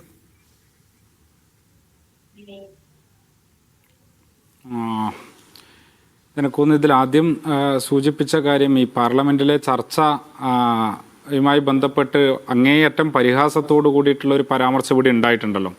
എനിക്ക് തോന്നുന്നു നമ്മളെല്ലാവരും വളരെ ജാഗ്രതയോട് കൂടിയിട്ട് കാണേണ്ട ഒരു സമീപനമാണ് അദ്ദേഹത്തിൻ്റെ ഭാഗത്തു നിന്ന് ഉണ്ടായിട്ടുള്ളത്. അത് വ്യക്തിപരമായിട്ടുള്ള ഒരു സമീപനമാണെന്ന് എനിക്ക് തോന്നുന്നില്ല, മറിച്ച് ഇന്ത്യൻ ഭരണകൂടം എങ്ങനെയാണ് സംവാദങ്ങളോട് സമീപനം എടുക്കുന്നത് എന്നുള്ളതിൻ്റെ ഒരു മിനിയേച്ചർ രൂപമാണ് ഈ ചർച്ചയിൽ നമ്മൾ കണ്ടിട്ടുള്ളത്. നോക്കൂ, പാർലമെൻറ്റിൻ്റെ അകത്ത് ചർച്ച ചെയ്യണം എന്നാണ് ആവശ്യപ്പെട്ടത്. അപ്പം അത് പാർലമെൻറ്റ് അംഗങ്ങളുടെ, ജനങ്ങൾ തിരഞ്ഞെടുത്ത് അയച്ച ആളുകളുടെ അവകാശമാണ്. പാർലമെൻറ്റിനെ ആക്രമിക്കുകയല്ല ചെയ്തത്. അദ്ദേഹത്തിന് അറിയില്ലെങ്കിൽ അദ്ദേഹം പ്രതിനിധാനം ചെയ്യുന്ന രാഷ്ട്രീയ ധാരയുടെ ഒരു ചരിത്രം ഒന്ന് മാത്രം ഞാൻ ഓർമ്മിപ്പിക്കാം. ഇന്ത്യൻ പാർലമെൻറ്റിന് നേരെ ആദ്യം നടന്നിട്ടുള്ള ആക്രമണം ഏതാണെന്നൊന്ന് അദ്ദേഹം പരിശോധിച്ച് നോക്കിയാൽ മതി. 1966 നവംബർ മാസം 7-ാം തീയതി 1,00,000-ലധികം ആളുകൾ ഇന്ത്യൻ പാർലമെന്റ് ആക്രമിച്ചൊരു ചരിത്രം ഉണ്ടായിരുന്നു. എന്തിനു വേണ്ടിയിട്ടാണെന്നറിയോ? അത് ഒരു നിയമം നടപ്പിലാക്കണമെന്ന് പറഞ്ഞുകൊണ്ടാണ് പാർലമെന്റിനെ ആക്രമിച്ചിട്ടുള്ളത്. ആരാ ആക്രമിച്ചതെന്നും അതിന് കാരണക്കാരായവരാരാണെന്നും അതിന് പിന്തുണച്ചവരാരാണെന്നും ചരിത്രം നോക്കിക്കഴിഞ്ഞാൽ മനസ്സിലാക്കാൻ വേണ്ടിയിട്ട് പറ്റും. ആ ചരിത്രവുമായി നിൽക്കുന്ന ആളുകളാണ് പാർലമെന്റിന്റെ അകത്ത് അത് ഇന്ത്യൻ ഭരണഘടനയും ജനാധിപത്യവുമായി ബന്ധപ്പെടുന്ന ഒരു വിഷയം ചർച്ച ചെയ്യണം എന്ന വിഷയത്തെ ഇത്രത്തോളം പരിഹാസത്തോടെ പറയുന്നത്. മറ്റൊരു കാര്യം, ചർച്ചയിൽ തന്നെ അദ്ദേഹം പറഞ്ഞൊരു കാര്യം എന്താ, LK അദ്വാനി അദ്ദേഹം ഓൺ ചെയ്യുന്നില്ല. ആരെ? LK അദ്വാനിനെ ഓൺ ചെയ്യാനുള്ള ഉത്തരവാദിത്വം അദ്ദേഹം ഏറ്റെടുക്കുന്നില്ല. അത് രാഷ്ട്രീയ പാർട്ടി, അദ്ദേഹത്തിന്റെ രാഷ്ട്രീയ പാർട്ടിക്കും ഇല്ല എന്നുള്ളതാണ് പറയുന്നത്. പക്ഷെ ആരെ ഓൺ ചെയ്യുന്നുണ്ട്? ഇലക്ഷൻ കമ്മീഷൻ അദ്ദേഹം ഓൺ ചെയ്യുന്നുണ്ട്. ഇലക്ഷൻ കമ്മീഷന്റെ എന്തോ സഖ്യകക്ഷിയെ പോലെയാണ് സംഘപരിവാർ ഇപ്പോൾ സംസാരിച്ചുകൊണ്ടേയിരിക്കുന്നത്. ഇതിലെ അപകടം എന്താ? തിരഞ്ഞെടുപ്പ് കമ്മീഷൻ, നിങ്ങൾ പ്രതിപക്ഷമോ ഭരണപക്ഷമോ ആരോ ആയിക്കോട്ടെ, തിരഞ്ഞെടുപ്പ് കമ്മീഷൻ മുഴുവൻ ആളുകളുടെയും വിശ്വസ്തതയുള്ള ആളുകളായിരിക്കണം. ഇവിടെ എന്തിൽ അട്ടിമറി നടക്കുന്നു എന്നാണ് ആരോപിക്കുന്നത്? ഭരണഘടനാ സ്ഥാപനങ്ങൾ, കോൺസ്റ്റിറ്റ്യൂഷണൽ പ്രൊസീജിയേഴ്സ്, അത് അട്ടിമറിക്കപ്പെടുന്നു എന്നുള്ള ആശങ്കയാണ് പ്രതിപക്ഷത്തെ എല്ലാ കക്ഷികളും ഉയർത്തുന്നത്. അതിനെ മറികടക്കാൻ പറ്റുക എന്നുള്ളതാണ് ഭരണപക്ഷം ചെയ്യേണ്ടത്. അധികാരത്തിലിരിക്കുന്നവർ ഞങ്ങൾക്ക് അധികാരമുണ്ട്, നിങ്ങൾ വേണ്ടതുപോലെ ഇങ്ങനെ ശബ്ദം ഉയർത്തിക്കോളൂ, ഞങ്ങൾ ഇതൊന്നും മൈൻഡ് ചെയ്യാൻ വേണ്ടി പോകുന്നില്ല എന്നല്ല. ജനാധിപത്യ സംവിധാനത്തിൽ ഒരു സർക്കാർ തിരഞ്ഞെടുക്കപ്പെട്ടവർ പറയേണ്ടത്. ഒരാൾ സംശയം ഉയർത്തിയാൽ ആ സംശയത്തെ പൂർണ്ണമായും ദൂരീകരിക്കാൻ വേണ്ടിയിട്ടുള്ള നടപടി സ്വീകരിക്കുന്നതിന് പകരം അതിനെ പരിഹസിക്കുക എന്നുള്ളതാണ് ചെയ്തുകൊണ്ടിരിക്കുന്നത്. ഇനി ഒരു കാര്യം കൂടി പറയാം. ഈ SIR-മായി ബന്ധപ്പെട്ട് തന്നെ SIR-മായി ബന്ധപ്പെട്ട് എന്തെല്ലാം ആശങ്കകൾ തുടക്കം മുതൽ തന്നെ ഉയർന്നിട്ടുണ്ട്. ഏത് ആശങ്ക ഉയർന്ന സമയത്താണ് ഇന്ത്യയിലെ ഗവൺമെൻറ് ആശങ്കകളുടെ കൂടെ, അത് ഉയർത്തിയ ജനങ്ങളുടെ കൂടെ നിന്നിട്ടുള്ളത്, അല്ലെങ്കിൽ തെരഞ്ഞെടുപ്പ് കമ്മീഷൻ നിന്നിട്ടുള്ളത്? ഏറ്റവും ആദ്യത്തെ പ്രശ്നം എന്തായിരുന്നു? ബീഹാറിൽ SIR വരുമ്പോൾ ഏറ്റവും ആദ്യത്തെ പ്രശ്നം SIR ആളുകളെ ഒഴിവാക്കുന്നു എന്നുള്ളതാണ്. അതായത് തിരഞ്ഞെടുപ്പ് കമ്മീഷന്റെ ഉദ്ദേശമേ ആളുകളെ ഒഴിവാക്കുക എന്നുള്ളതല്ല. പരമാവധി ആളുകൾക്ക്, ഏതെങ്കിലും തരത്തിൽ സാധ്യതയുള്ളവർക്ക്, എല്ലാ ആളുകൾക്കും തിരഞ്ഞെടുപ്പിൻ്റെ ഭാഗമാകാൻ വേണ്ടിയിട്ട് അവരെ ഇൻക്ലൂസീവ് ആക്കുക എന്നുള്ളതാണ് അതിൻ്റെ ചുമതല. അവരെ പുറത്താക്കുക എന്നുള്ളതല്ല. പക്ഷേ SIR എങ്ങനെയാണ് തുടങ്ങിയത്? SIR തുടങ്ങുമ്പോൾ ആധാർ പോലും ഒരു രേഖയായിട്ട് അന്ന് സമ്മതിച്ചിരുന്നില്ല. വോട്ടർ ID കാർഡ് അന്ന് രേഖയായിട്ട് സമ്മതിച്ചിരുന്നില്ല. പാസ്പോർട്ടും ജനന സർട്ടിഫിക്കറ്റും വേണം എന്നുള്ളതായിരുന്നു. അങ്ങനെയുള്ള, അതായത് ഇന്ത്യയിലെ ഭൂരിപക്ഷം ജനങ്ങളുടെ കയ്യിലും ഉണ്ടാകാൻ സാധ്യതയില്ലാത്ത, നമ്മളിത് എവിടുന്നാണ് പറയുന്നത്? കേരളത്തിൽ നിന്നാണ് പറയുന്നത്. നോക്കൂ, കേരളം സമ്പൂർണ്ണ സാക്ഷരതയുള്ള മറ്റ് സംസ്ഥാനങ്ങളുമായി താരതമ്യം ചെയ്യുമ്പോൾ വലിയ ജീവിത നിലവാരമുള്ള, സാങ്കേതിക സംവിധാനങ്ങളുള്ള, ഇന്റർനെറ്റ് എല്ലായിടത്തുമുള്ള, വൈദ്യുതി എല്ലാ നാട്ടിലുള്ള ഒരു നാടാണ് കേരളം. ഈ കേരളത്തിൽ പോലും മുഴുവൻ ആളുകൾക്കും പാസ്പോർട്ട് ഇല്ലല്ലോ. ഈ കേരളത്തിൽ പോലും മുഴുവൻ ആളുകൾക്കും ജനന സർട്ടിഫിക്കറ്റ് ഇല്ലല്ലോ. അതിന് ചരിത്രപരമായിട്ടുള്ള കാരണങ്ങളുണ്ട്. അപ്പോഴാണ് ബീഹാറിലെ ജനങ്ങളോട്, അല്ലെങ്കിൽ ഈ പറയുന്ന ഛത്തീസ്ഗഡിലെ ജനങ്ങളോട് പറയുന്നത് ഇത്തരം രേഖകൾ കൊണ്ടുവരണം എന്ന് പറഞ്ഞാൽ ഇതിൻ്റെ അർത്ഥം എന്താ? ഈ പ്രക്രിയ കഴിയുമ്പോൾ ഈ നാട്ടിലെ ദരിദ്രരായ അല്ലെങ്കിൽ അധസ്ഥിതരായിട്ടുള്ള ദുർബല ജനവിഭാഗങ്ങളിൽ പെടുന്ന വലിയ ശതമാനം ഇതിൽ നിന്ന് പുറത്താക്കപ്പെടും എന്നുള്ളതാണ്. എന്നാൽ ഇത് ബൈ ഡിഫോൾട്ട് ഇതൊരു എക്സ്ക്ലൂഷണറി ക്യാരക്ടറിലാണ് മുന്നോട്ട് വെച്ചത്. അതെങ്ങനെയാണ് മാറിയത്? അത് മാറിയത് ഗവൺമെൻറ് ഇടപെട്ടുകൊണ്ടാണോ? അത് മാറിയത് തെരഞ്ഞെടുപ്പ് കമ്മീഷൻ ഈ ആശങ്ക ഉയർത്തിയപ്പോൾ തെരഞ്ഞെടുപ്പ് കമ്മീഷൻ അതിനോട് നല്ല രീതിയിൽ പോസിറ്റീവായിട്ട് പ്രതികരിച്ചിട്ടാണോ? അല്ല, അവിടെ കോടതിൻ്റെ ഉൾപ്പെടെ ഇടപെടലൊക്കെ വന്നുകൊണ്ടാണ്. ഇപ്പോൾ കേരളം ഉയർത്തിയിട്ടുള്ള ആശങ്ക, കേരളം ഉയർത്തിയ ആശങ്ക ശരിയല്ലേ? തെരഞ്ഞെടുപ്പ് നടക്കുന്നു, വലിയ തരത്തിൽ ഉദ്യോഗസ്ഥർ അതിൻ്റെ പ്രവർത്തനവുമായിട്ട് ബന്ധപ്പെട്ട് നിൽക്കുകയാണ്. അതിൻ്റെ ഇടയിലാണ് SIR-ൻ്റെ പ്രവർത്തനം നടക്കുന്നത്. ആവശ്യമുള്ള സമയമില്ല എന്ന് തെളിഞ്ഞു.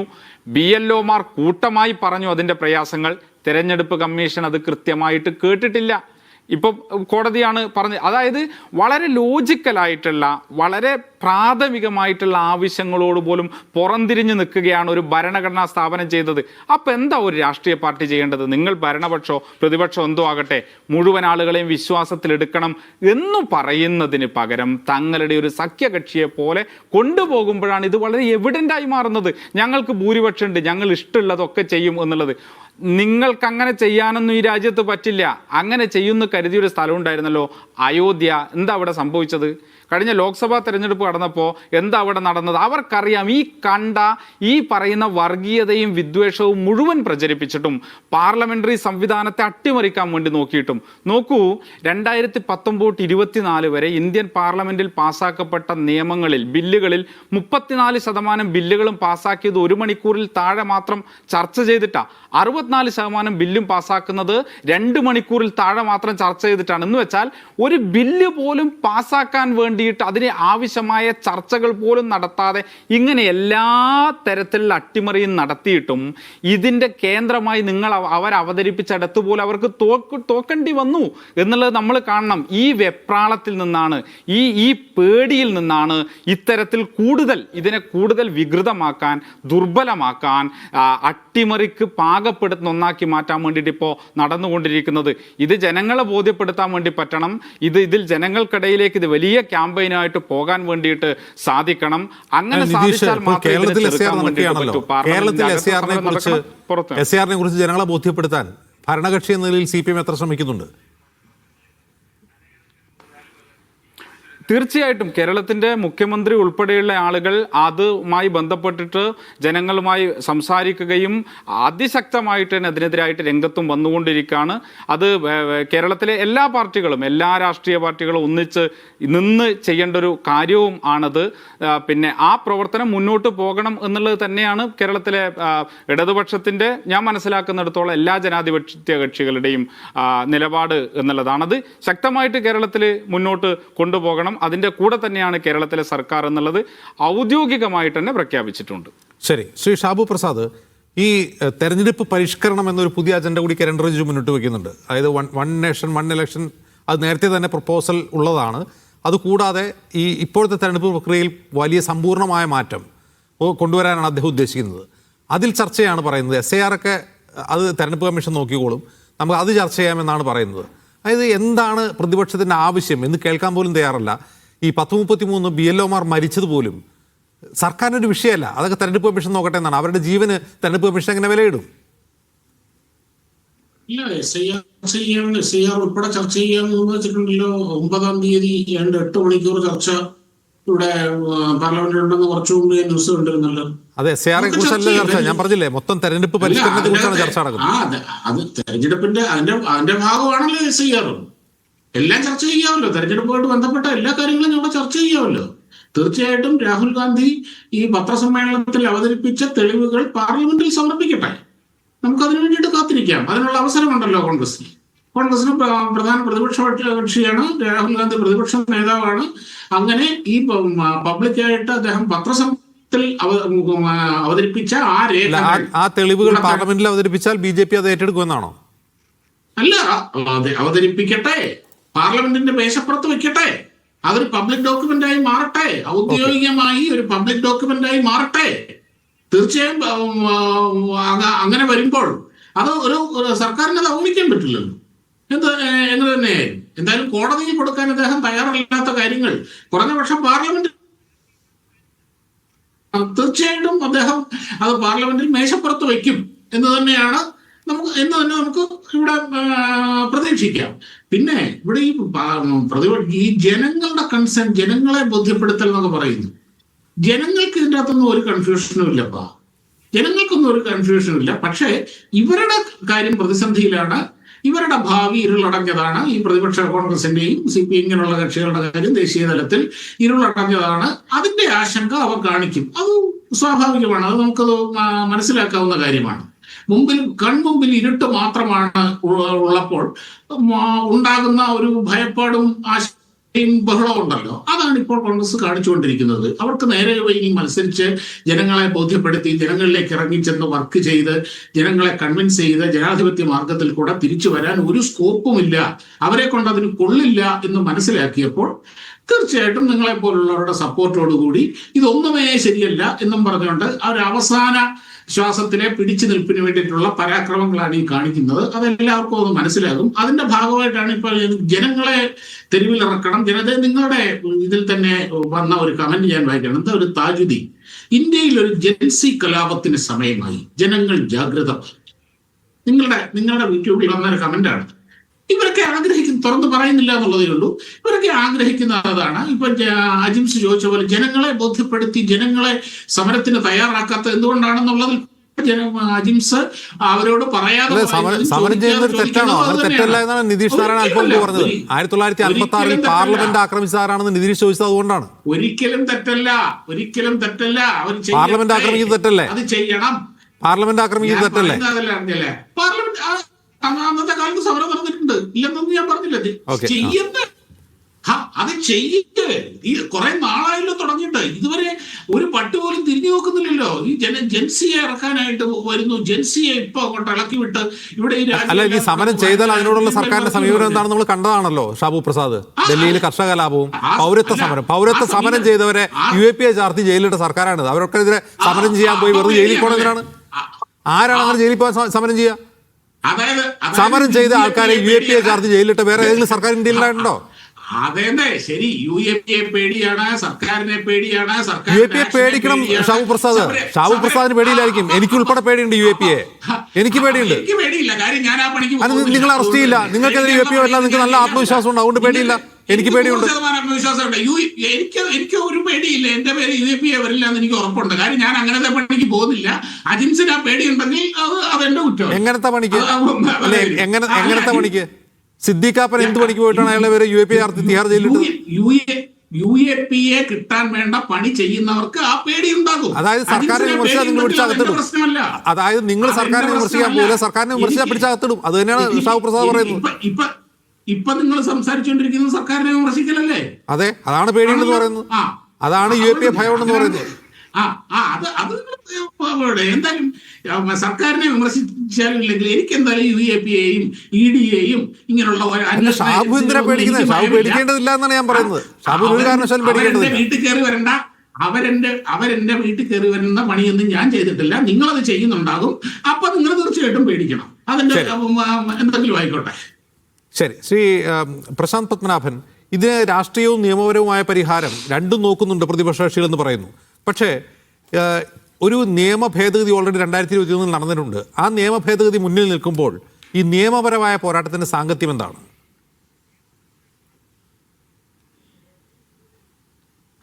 ആ നിയമ ഭേദഗതിയിൽ താങ്കൾ എന്താണ് ഉദ്ദേശിച്ചത്? ഇലക്ഷൻ കമ്മീഷന്റെ അപ്പോയിന്റ്മെന്റ് ആണോ? ഇലക്ഷൻ കമ്മീഷണർ അപ്പോയിന്റ്മെന്റ് ഉണ്ട്, ഇമ്മ്യൂണിറ്റി ഉണ്ട്. കമ്മീഷണർമാരുടെ അപ്പോയിന്റ്മെന്റിന്റെ കാര്യമാണോ? ഇമ്മ്യൂണിറ്റി ഉണ്ട്. ഇമ്മ്യൂണിറ്റിയുടെ കാര്യം കോടതിയിൽ ചാലഞ്ച് ചെയ്യപ്പെടും. ഇമ്മ്യൂണിറ്റി ഭരണപരമായിട്ടുള്ള വിഷയങ്ങളിൽ, ഇലക്ഷൻ സംബന്ധിച്ചുള്ള വിഷയങ്ങളിൽ, അല്ലാതെ കംപ്ലീറ്റ് ഇമ്മ്യൂണിറ്റി എന്ന് പറയുന്നത് കോടതിയിൽ ചാലഞ്ച് ചെയ്യപ്പെട്ട് കഴിഞ്ഞാൽ അത് തള്ളിക്കളയും. കാരണം ഭരണഘടന അനുസരിച്ച് പോലും ഇന്ത്യയുടെ രാഷ്ട്രപതിക്കും ഗവർണർമാർക്കും മാത്രമുള്ള ഒരു ഇമ്മ്യൂണിറ്റിയാണത്. പ്രധാനമന്ത്രിക്ക് ഉൾപ്പെടെ വേറെ ആർക്കും ഇല്ല. അതുകൊണ്ട് ഇലക്ഷൻ കമ്മീഷന് ക്രിമിനൽ പ്രൊസീഡിങ്സിൽ നിന്ന് കംപ്ലീറ്റ് ഇമ്മ്യൂണിറ്റി എന്നൊന്നും പറയുന്നത് കോടതിയിൽ ചാലഞ്ച് ചെയ്ത് കഴിഞ്ഞാൽ നിൽക്കുന്ന കാര്യങ്ങളല്ല. ഇവിടെ ഞാൻ നേരത്തെ ഷാബു പ്രസാദ് പറഞ്ഞ ഒരു കാര്യത്തോട് വിയോജിക്കുകയാണ്. അദ്ദേഹം പറയുന്നത് കേട്ട് കഴിഞ്ഞാൽ ഇവിടെ ഗവൺമെൻറ്റിന് മാത്രമാണ് ലെജിറ്റിമസി ഉള്ളതെന്നൊരു ധാരണ വരും. അങ്ങനെയല്ല. ഒരു ജനാധിപത്യ സംവിധാനത്തിൻ്റെ ബേസിസ് തന്നെ പ്രതിപക്ഷം അവിടെയുണ്ട്. പ്രതിപക്ഷത്തിൻ്റെ സ്വരം എന്ന് പറയുന്നതും ജനങ്ങളുടെ സ്വരം തന്നെയാണ്. പ്രതിപക്ഷം പറയുന്നത്, അല്ലെങ്കിൽ കുറച്ച് ആളുകൾ, വിയോജിപ്പുള്ള ആളുകളുണ്ട്, അത് മൈനോറിറ്റി ആയിരിക്കാം, കുറച്ച് നമ്പർ കുറവായിരിക്കും, കൂടുതൽ ഭൂരിപക്ഷം കിട്ടുന്ന ആളുകൾ ഭരണത്തിൽ വരുന്നു. അതുകൊണ്ട് ന്യൂമറിക്കൽ മജോറിറ്റി ആയതുകൊണ്ട് മാത്രം രാജ്യത്തിൻ്റെ മുഴുവൻ കാര്യങ്ങളും പറയുന്നത് ഞങ്ങൾ മാത്രമാണ് എന്നുള്ള അത് തെറ്റായിട്ടുള്ള ഒരു വിശ്വാസമാണ്. ന്യൂനപക്ഷമുണ്ട്. അതിൽ നേരത്തെ അദ്ദേഹം ഒരു കോട്ട് പറഞ്ഞു, ഇവിടെ ജൻസിയുടെ കാര്യമൊക്കെ ഉദ്ധരിച്ചു. അങ്ങനെയുള്ള പ്രശ്നങ്ങൾ ഉണ്ടാകാതിരിക്കാനാണ് സമാധാനപരമായ ചർച്ചകളിലും നോൺ വയലൻ്റ് ആയിട്ടുള്ള പീസ്ഫുൾ ആയിട്ടുള്ള കാര്യങ്ങൾ എവിടെയാണ് ഇത് ഉന്നയിക്കേണ്ടത്. ഇങ്ങനെയൊരു പ്രശ്നമുണ്ട്. ചർച്ച ചെയ്യാനൊരു വേദി ഉണ്ടെങ്കിൽ പിന്നെ വേറൊരു വേദിയുടെ ആവശ്യമില്ലല്ലോ. പാർലമെന്റിനകത്ത് ചർച്ച ചെയ്യാനുള്ള സംവിധാനമുണ്ട്, നിയമ സംവിധാനത്തിൽ ജനങ്ങൾക്ക് വിശ്വാസമുണ്ട്. ഈ വിശ്വാസം എല്ലാം വേണമെന്നുള്ളത് ഈ ഭരണത്തിലിരിക്കുന്നവർക്ക് പൂർണ്ണ ബോധ്യമുണ്ട്. അതുകൊണ്ടാണ് ഇന്ന് പ്രധാനമന്ത്രിയുടെ PMO എന്നുള്ളതിൻ്റെ പേര് മാറ്റി സേവാതീർത്ഥം എന്നാക്കിയത്. എന്തുകൊണ്ടാണ്? സേവാതീർത്ഥ പേരിലെങ്കിലും ഞങ്ങൾ ജനസേവകരാണ് എന്ന് ഊന്നി പറയാനും ജനങ്ങളുടെ വിശ്വാസം നേടിയെടുക്കാനും ഉള്ള ആവശ്യമുണ്ടെന്ന് ഭരണത്തിലിരിക്കുന്നവർക്കും അറിയാം. അപ്പോൾ ഇതിനകത്ത് ഇലക്ഷൻ പ്രോസസ്സിനകത്ത് ഒരു പ്രശ്നമുണ്ടെന്ന് പ്രതിപക്ഷം ചൂണ്ടിക്കാണിക്കുമ്പോൾ അത് ചർച്ച ചെയ്യാമല്ലോ. അദ്ദേഹം പരിഹാസ രൂപത്തിലാണ് പറയുന്നത്, പക്ഷേ ഇന്നല്ലെങ്കിൽ നാളെ ഇത് ചർച്ച ചെയ്തേ തീരൂ എന്നുള്ള ഒരവസ്ഥയാണ്. എന്തുകൊണ്ടാണ്? ജനങ്ങൾക്ക് വിശ്വാസം വരണമെങ്കിൽ നമ്മുടെ വോട്ട് ചെയ്യുന്നത് ശരിയായ രീതിയിലാണെന്നും എനിക്ക് എൻ്റെ അവകാശങ്ങൾ ഇവിടെ ഉണ്ട്, ഞാനൊരു സിറ്റിസൺ ആണെങ്കിൽ എൻ്റെ പേരവിടെ ഉണ്ടെന്നുള്ളൊരു വിശ്വാസം വരണ്ടേ? അതിനകത്ത് ഇതൊരു ടെക്നിക്കൽ പ്രോസസ്സായിട്ടാണ് ഇപ്പോൾ ഇലക്ഷൻ കമ്മീഷൻ നടത്തിക്കൊണ്ട് പോകുന്ന എന്തോ ഒരു സുതാര്യത വരുത്താനാണ്. ശുദ്ധീകരണം എന്നുള്ളൊരു വാക്ക് ഉപയോഗിച്ചു. അത് ഇല്ലാത്ത ആളുകൾ, മരിച്ച ആളുകളുടെയൊക്കെ പേര് ഒഴിവാക്കേണ്ടതാണ്. ഇത് ലോകത്തെല്ലായിടത്തും ജനാധിപത്യ രാജ്യങ്ങളിൽ ചെയ്യുന്നൊരു കാര്യമാണ്. നമ്മൾ ഇതിനകത്ത് പ്രാധാന്യം കൊടുക്കാത്ത ഒരു എന്താണെന്ന് വെച്ച് കഴിഞ്ഞാൽ അതിൻ്റെ ഇൻറ്റഗ്രിറ്റി, ആ വോട്ടേഴ്സ് ലിസ്റ്റ് എന്ന് പറയുന്നത് സമഗ്രമായിട്ടുള്ള ഒരു ലിസ്റ്റായിരിക്കണം. അതിനകത്ത് ആർക്കും ഒരു സംശയം വരേണ്ടി വരരുത്. അതിനകത്ത് ഇലക്ഷൻ കമ്മീഷനെ സംശയിക്കുന്ന രീതിയിലേക്ക് അത് പ്രതിപക്ഷ നേതാവ് ഉദാഹരണങ്ങൾ എടുത്തു വെച്ച് കാണിക്കുകയാണ്. അദ്ദേഹം അപ്പോൾ ഇലക്ഷൻ കമ്മീഷൻ എന്താ ചെയ്യുന്നത്? ഇലക്ഷൻ കമ്മീഷൻ വെല്ലുവിളിക്കുകയാണ് പ്രതിപക്ഷ നേതാവിനെ. പല ഫോർമർ ഇലക്ഷൻ കമ്മീഷണർമാരും വന്നിരുന്നു പറഞ്ഞു, ഇങ്ങനെയല്ല ചെയ്യേണ്ടത്, നിങ്ങൾക്കൊരു വിവരം കിട്ടിക്കഴിഞ്ഞാൽ സ്വമേധയാ കേസെടുക്കാൻ കഴിയും. അതിൽ പ്രതിപക്ഷ നേതാവ് കാര്യകാരണ സഹിതം ഉദാഹരണങ്ങൾ കാണിച്ചുകൊണ്ട്, പല എക്സാമ്പിൾസ് കാണിച്ചുകൊണ്ട് ട്രേസ് ചെയ്ത് കാണിക്കുമ്പോൾ ഇലക്ഷൻ കമ്മീഷൻ അത് പരിഹാസ രൂപേണ തള്ളിക്കളയുന്നു. പാർലമെൻറ്റിൽ ഇത് ചർച്ച ചെയ്യാൻ അവസരം കിട്ടുന്നില്ല എന്ന് പ്രതിപക്ഷ കക്ഷികൾ പറയുമ്പോൾ വീണ്ടും അതിനെപ്പറ്റി പിന്നെ ജനങ്ങളുടെ വോയിസ് തന്നെയാണ് അവിടെ പ്രതിപക്ഷവും ഉയർത്തുന്നത്. ഇതിൽ നമുക്ക് പോസിറ്റീവായിട്ട് ചെയ്യാൻ പറ്റുന്ന 1-2 കാര്യങ്ങളുണ്ട്. ഞാൻ വളരെ ചുരുക്കത്തിൽ പറയാം. ഒന്ന്, ഈ BLOമാർ ഉൾപ്പെടെയുള്ള ആളുകൾക്ക് സ്ഥിരമായിട്ടുള്ളൊരു ട്രെയിനിങ് കൊടുത്ത് അവരെ ഒരു സമയമാകുമ്പോഴത്തേക്കും ഇലക്ഷൻ വരുമ്പോഴത്തേക്കും കുറച്ച് പേരെ പിടിച്ച് പെട്ടെന്നൊരു ജോലിയിലേക്ക് നിയോഗിക്കുന്നു. താങ്ങാൻ കഴിയാത്തത്ര ഭാരം അവരുടെ തലയിലേക്ക് വെച്ച് കൊടുക്കുന്നു. അവർ ട്രെയിൻഡ് അല്ല. അവർ പലപ്പോഴും വരുന്നത് എന്താണെന്ന് വെച്ചാൽ 1 പ്രാവശ്യം വന്ന് 2 പ്രാവശ്യം വന്ന് ആളെ കണ്ടില്ല, ഷിഫ്റ്റഡ് എന്ന് പറഞ്ഞുകൊണ്ട് എഴുതി തള്ളിക്കളയുന്നു. അല്ലെങ്കിൽ ചിലർ അടുത്ത വീടുകളിലൊക്കെ അന്വേഷിച്ചിട്ട് അയാളെ കാണുന്നില്ല എന്ന് പറഞ്ഞ് തള്ളിക്കളയുന്നു. ഇങ്ങനെയല്ല ഇത് ചെയ്യേണ്ടത്. ഇവർക്ക് ഒരു സ്ഥിരമായിട്ടുള്ള സംവിധാനം വേണം.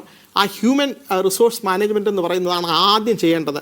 രണ്ടാമത്, ടെക്നോളജിയുടെ കാര്യം പറയുമ്പോൾ electoral roll management system net എന്ന് പറഞ്ഞുകൊണ്ടൊരു അത് ഇലക്ഷൻ കമ്മീഷൻ്റെ വെബ്സൈറ്റിൽ തന്നെ ഉണ്ട്.